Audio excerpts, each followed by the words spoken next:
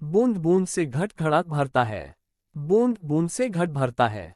यह एक मुहावरा है। इसका अर्थ होता है थोड़ा थोड़ा जमा कर अधिक संचय करना।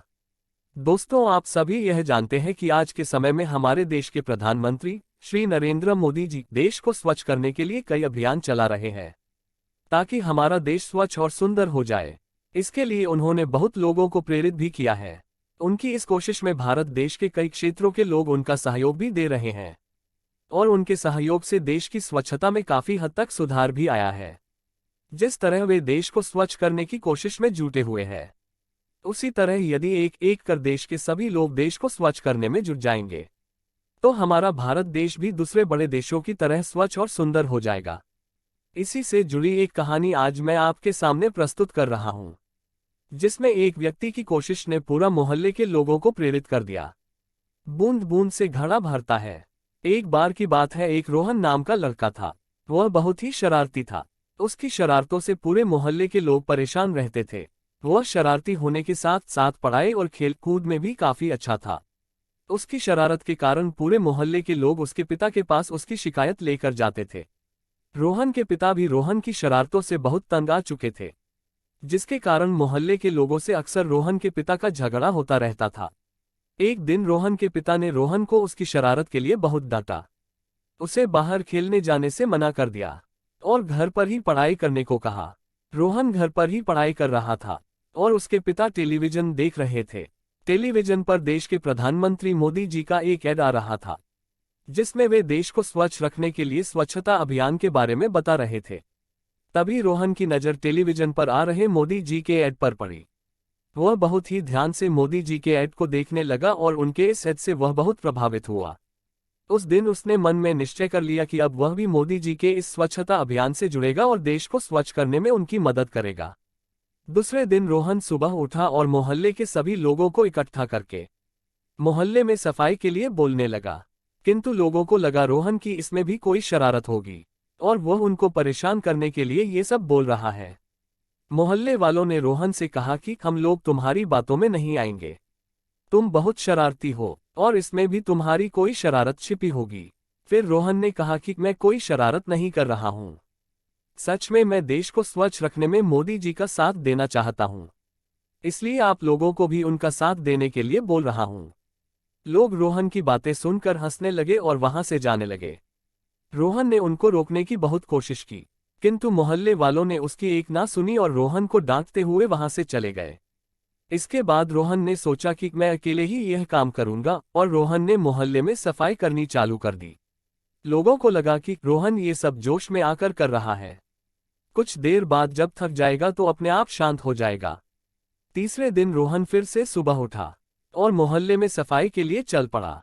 लोगों ने फिर से उसे काम करते देखा तो सोचा कि यह कुछ दिन ऐसा करेगा और फिर थक कर अपने घर चला जाएगा, किंतु ऐसा नहीं हुआ। रोहन को ऐसा करते करते 5-6 दिन हो गए और वह इस काम में जुटा रहा। मोहल्ला काफी हद तक साफ हो गया था। लोगों को रोहन को इस तरह काम करते और मोहल्ले में सफाई देखकर लगने लगा कि वह सही कह रहा था, किंतु तब भी लोगों ने उसका साथ नहीं दिया। फिर अगले दिन वह सुबह उठा और रोज की तरह ही सफाई के काम पर चल पड़ा। इस बार मोहल्ले के एक व्यक्ति ने उसको काम करते देखा और उसका साथ देने के लिए गए। फिर रोहन का उस दूसरे व्यक्ति ने मोहल्ले की सफाई में साथ दिया। अगले दिन फिर उस व्यक्ति ने रोहन का साथ दिया। उन दोनों को ये काम करते देख मोहल्ले के कुछ लोग और आकर उसका साथ देने लगे, जिससे मोहल्ले की सफाई और भी जल्दी होने लगी। फिर कुछ दिन ऐसा ही चलता रहा। एक दिन जब रोहन सफाई के लिए घर से बाहर जाने लगा, तब उसके पिता ने उससे कहा कि रोहन रुको, मैं भी तुम्हारे साथ चलता हूँ। और रोहन के पिता ने भी सफाई में रोहन का साथ दिया और सफाई करनी शुरू कर दी। इस प्रकार एक एक करके मोहल्ले के सारे लोगों ने रोहन का साथ दिया और सभी सफाई के काम में जुट गए। रोहन को मोहल्ले के सभी लोगों को उसका साथ देते देख बहुत खुशी हुई। उस समय रोहन की एक कोशिश ने मोहल्ले का पूरा नक्शा बदल कर रखा दिया था। फिर सारे लोग रोहन का साथ देते हुए मोहल्ले के बाहर जाकर भी लोगों को इसके लिए प्रेरित करने लगे। इस कहानी से प्राप्त शिक्षा, मॉरल ऑफ द स्टोरी, इस कहानी से हमें ये शिक्षा मिलती है कि जिस प्रकार एक एक पैसे जोड़कर धन का संचय किया जाता है और जिस तरह रोहन ने अपने मोहल्ले को स्वच्छ करने की ठान ली और एक एक करके मोहल्ले के सभी लोगों ने उसका साथ दिया उसी तरह यदि देश का हर एक नागरिक एक एक करके देश को स्वच्छ रखने की ठान ले, तो भारत देश को बहुत ही जल्द एक साफ और सुंदर देश में परिवर्तित किया जा सकता है।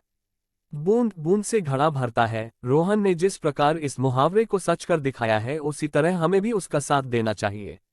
इसके लिए सभी को कोशिश करनी होगी। आज के इस महत्वपूर्ण प्रकाशन को हम यहीं समाप्त करने की आज्ञा चाहते हैं। आप सबसे नम्र विनती है कि कृपया आप सब अपने अनमोल विचार हमें कमेंट बॉक्स में अवश्य लिखें। इस चैनल से आपको सनातन धर्म, हिंदू धार्मिक पुराणों, उपनिषदों, ग्रंथों, वेदों, बच्चों के लिए शिक्षाप्रद, मोटिवेशनल, नैतिक शिक्षा, बोध कथाएं, पौराणिक कथाएं इत्यादि और हिंदू देवी देवताओं से संबंधित ज्ञान और नई नई जानकारी प्राप्त होगी। ये चैनल ज्ञान का खजाना है जो अधिकांश ज्ञान और जानकारी प्रदान करता है जो किसी व्यक्ति के लिए खुद को सही ढंग से समझने और उनके आसपास की दुनिया को समझने के लिए महत्वपूर्ण है। जीवन के बारे में आपको जो कुछ भी जानने की जरूरत है वह इस चैनल में है, लगभग सब कुछ। इस चैनल को अपने दोस्तों रिश्तेदारों में शेयर करें और सब्सक्राइब करें। सनातन धर्म व भारतवर्ष के हर पहलू के बारे में हर माध्यम से जानकारी जुटाकर उसको संपूर्ण व सत्य रूप से आप लोगों तक पहुंचाना मेरा उद्देश्य है। यदि किसी भी विषय में मुझसे किसी भी प्रकार की कोई त्रुटि हो तो कृपया इस लेख के नीचे टिप्पणी कर मुझे अवगत करें। अच्छे विचारों को हम यहाँ प्रकाशित करते हैं। ये चैनल धार्मिक और अन्य महत्वपूर्ण जानकारियों से संबंधित चैनल है। इस चैनल का किसी भी अन्य संस्थान, कोर्स आदि से कोई संबंध नहीं है। धन्यवाद।